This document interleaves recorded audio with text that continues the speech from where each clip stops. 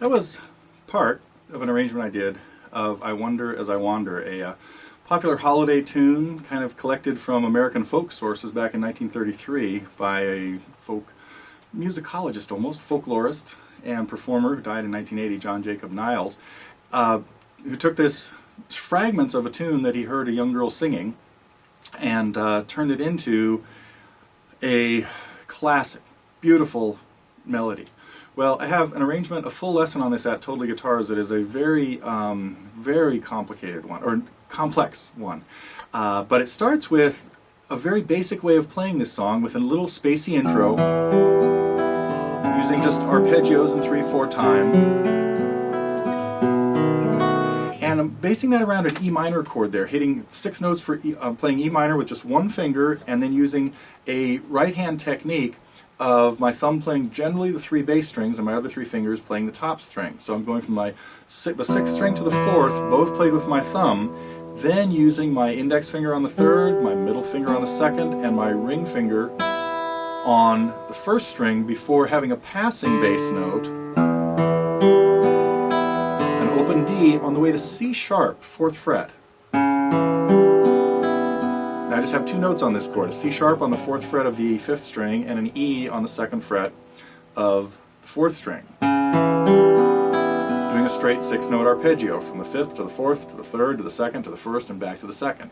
Then a kind of spacey chord that in the lesson we talk about some of the names you could use for this chord, but you could settle on F sharp minor 11 flat 5 with C in the bass, or just forget about it. Nice spooky chord. I've got my 2nd finger on C, 3rd fret of the 5th string, my 4th finger on F sharp on the D string, 4th fret, and my 1st finger on the A on the 3rd string at the 2nd fret. Same 6-note arpeggio, and then to a standard open B7 chord. So, one more time on that.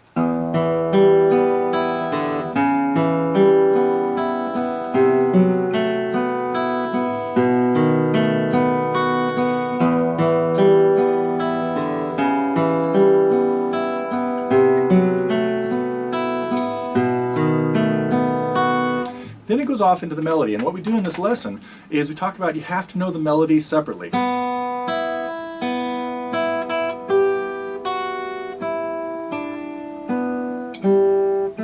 And you have to know the chords separately. E minor for 2 measures, B minor for 2 beats, 1 beat of E minor and back to A minor. And it happens again, E minor, 2 measures to A minor, and back to E minor. So one of the keys to making a good instrumental arrangement of any song is having a really, really clear idea of the chord progression, the harmony, the melody, and whether you want to play steady bass notes in it or you want to play just a chord when the chord change happens.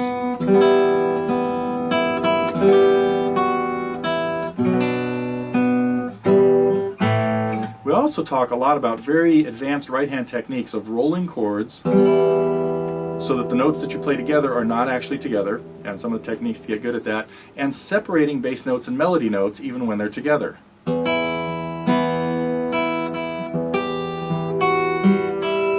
So a lot of kind of complicated techniques that happen in this song. So if you'd like to check the lesson out, it's a pretty advanced guitar fingerpicking lesson. It's available at TotallyGuitars. We have a lot of other free lessons, a lot of Christmas songs, by the way, in the free lesson area too. There's one pretty cool fingerpicking one up on the housetop, kind of done ragtimey, I think. Anyway.